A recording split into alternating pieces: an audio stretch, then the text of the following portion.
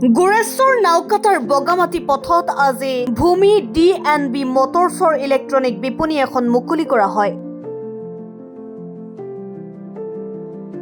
বিপণীখন মুকলি কৰে BTRৰ EM ৰণেন্দ্ৰ নাৰ্জাৰীয়ে। পৰিবহণ বিভাগৰ EM ৰণেন্দ্ৰ নাৰ্জাৰীয়ে পৰিৱেশ প্ৰদূষণৰ ৰোধৰ প্ৰতি লক্ষ্য ৰাখি ইলেক্ট্ৰনিক স্কুটাৰৰ ব্যৱহাৰ কৰিবলৈ ৰাইজক আহ্বান জনায়। আনহাতে স্বত্বাধিকাৰী প্ৰদীপ নাৰ্জাৰীয়ে 10 প্ৰকাৰৰ স্কুটাৰৰ ভিতৰত ন্যূনতম 62,000 টকাৰ পৰা বাজাজ কোম্পানীৰ ফাইনেন্সৰ সুবিধা উপলব্ধ হ'ব বুলি জানিব দিয়ে। লগতে গ্ৰাহক ৰাইজক 7002492305 নাইবা 8453080079 নম্বৰত যোগাযোগ কৰিবলৈ আহ্বান জনায়। বিপণী মুকলি অনুষ্ঠানত উপস্থিত থাকে বড়ো কথাছবি অভিনেত্ৰী দীপ্তি বসুমতাৰী আৰু দৌতি ব্ৰহ্ম। আজি আমাৰ নাওকাটাত ইলেক্ট্ৰিক আমাৰ স্কুটি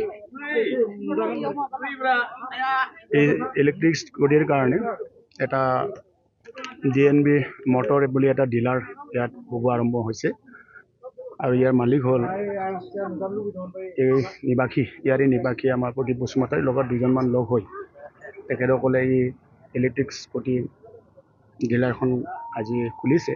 আজি শুভাৰম্ভণি কাৰ্যসূচীত মই উপস্থিত হৈ এই উদ্বোধন কাৰ্যসূচীত মই সুখী হৈছোঁ আৰু ইয়াত আমাৰ উপস্থিত হ'ব পাৰিছে আমাৰ বড়ো আমাৰ ফিল্মৰ আমাৰ এক্ট্ৰেছসকলো আছে মোৰ লগত। তাৰ দীপ্তি বসুমতাৰী আছে সকলোৱে চিনাকি আৰু দৈতি ব্ৰহ্মৱাৰী তেখেতসকলে ইয়াত উপস্থিত আছে আৰু এই কাৰ্যসূচীত সকলোকো মই এটা ভাল মেছেজ এটা দিব বিচাৰিছোঁ যে সেই স্কুটি ইলেক্ট্ৰিক স্কুটি এটা নতুন অলপ দেৰি হৈছে, অলপমান কেইবছৰমান আগতো এইটো ওলাইছে। তো এইটো স্কুটি ইলেক্ট্ৰিক যেতিয়া চাৰ্জ হ'ব ইয়াতে 75 কিলোমিটাৰ 5 ঘণ্টা যেতিয়া চাৰ্জ হয় 75 কিলোমিটাৰ এইটো একবাৰ চাৰ্জত যাব। এটা ভাল এটা আমাৰ ট্ৰেন্সপৰ্ট ডিপাৰ্টমেণ্টৰ গাইডলাইন মতে 1 ঘণ্টাত 25 কিলোমিটাৰ ইয়াৰ ওপৰত গ'লেহে মানে ৰেজিষ্ট্ৰেশ্যন লাগে। কিন্তু এই ইলেক্ট্ৰিক গাড়ীটো স্কুটিখন মানে ঘণ্টাত মানে 25 কিলোমিটাৰ তলত মানে 25 কিলোমিটাৰ ৰানিং হ'ব, ইয়াৰ তলত থাকিব। ইয়াৰ কাৰণে ৰেজিষ্ট্ৰেশ্যনৰ প্ৰয়োজন নাই।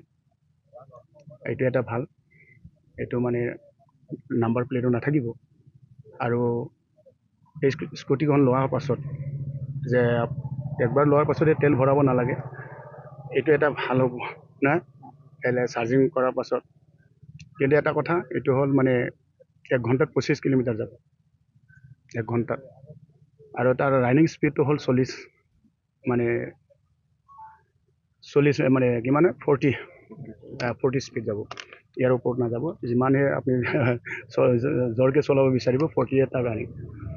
ইলেক্ট্ৰিক কাৰৰ মানে এইখন স্কুটি কি সুবিধা উপলব্ধ আৰু কেনেকৈ গম পাব ৰাইজে? এইটো ৰাইজে গম পোৱা এটা হেৰি ইলেক্ট্ৰিক স্কুটিখনত পাছত প্লেটখনত এইটো গ্ৰীণ প্লেট থাকিব। আপোনালোকে যিমান ইলেক্ট্ৰিক স্কুটি আছে গ্ৰীণ প্লেট লগাব লাগিব আৰু ইয়াত লিখিব লাগিব মানে ইলেক্ট্ৰিক স্কুটি এনেকুৱা লিখা থাকিব। ইয়াতে মানে গম পাব যে এইটো মানে ইলেক্ট্ৰিক স্কুটি বুলি, ইলেক্ট্ৰিক স্কুটি। আৰু এটা স্পীডটো চালেও গম পাব, এইটো মানে স্পীডটো 40 স্পীড থাকিব। যিমানে মানে স্পীড কৰিব পাৰিব স্পীড আপুনি ৰেষ্ট দিব, সেইটো মানে 40 স্পীডৰ পৰা বেছি নহ'ব। তো এইখানে গাইডলাইন কিছুমান আছে আমাৰ, এইটো মানে ৰেজিষ্ট্ৰেশ্যন ইয়াতে নালাগিব, ইয়াতে কেছ মেমো থাকিব, তেখেতলোকে ডিলাৰৰ পৰা দিব এইখিনি। আৰু এইটো এটা ভাল লাগিছে আৰু সকলো ৰাইজক অনুৰোধ ৰাখিছোঁ যাতে সেই স্কুটিখন সকলোৱে যাতে গ্ৰহণ কৰে, কিয়নো আমাৰ স্কুটি একবাৰ লোৱাৰ পাছত আমি সদায় মানে ক'ৰবাত যদি আমি যাওঁ ঘৰৰ পৰা ওলাই যাওঁ চিন্তা কৰিব লাগে তেলৰ কাৰণে, হয় না নাই? একদিনত কোনোবা বাহিৰত গ'লে 1 লিটাৰ হ'লে তেল ভৰাব লাগে। কিন্তু এইটো কিনাৰ পাছত মানে চাৰ্জ যিখিনি আপুনি চলালে তেলৰ আমাৰ যিখিনি পইচা সেইখিনিও ৰেহাই হ'ব। তো মই ভাবোঁ এই ইলেক্ট্ৰিক স্কুটিখন ৰাইজে গ্ৰহণ কৰিব আৰু এটা ভাল এইটো পলিউশ্যনো নহয়, এটা পলিউশ্যনত আমি মুক্ত হ'ব। ইয়াৰ কাৰণে আমাৰ এই অঞ্চলৰ ৰাইজে এই ইলেক্ট্ৰিক স্কুটিখন চবে আকোৱালি ল'ব মোৰ দৃঢ় বিশ্বাস আছে। এইখিনি মই আজি সকলো ৰাইজক অনুৰোধ ৰাখিছোঁ। উদ্বোধন কৰি মই নথি সুখী, ছাৰবোৰ উদ্বোধন কৰি দিলে, ফিটাখিনি কাটি দিলে। আৰু আমাৰতো ইয়াতে ফাইনেন্সটো হৈ যাব, ফাইনেন্সৰ কাৰণে 100% আমি কৰিম। আৰু বাকীখিনি প্ৰথমে এটা বাজাজ ফাইনেন্সে কৰিব, বাকী আৰু বেলেগ ফাইনেন্সৰ আমি সুবিধাটো চাই ল'ম। যদি ৰাইজৰ যেনেকৈ বিচাৰে ঠিক তেনেকৈ আমি যিমানখিনি ছাৰ্ভিচ দিব পাৰোঁ এইটো আমি 100% কৰিবলৈ আমি চেষ্টা কৰিম।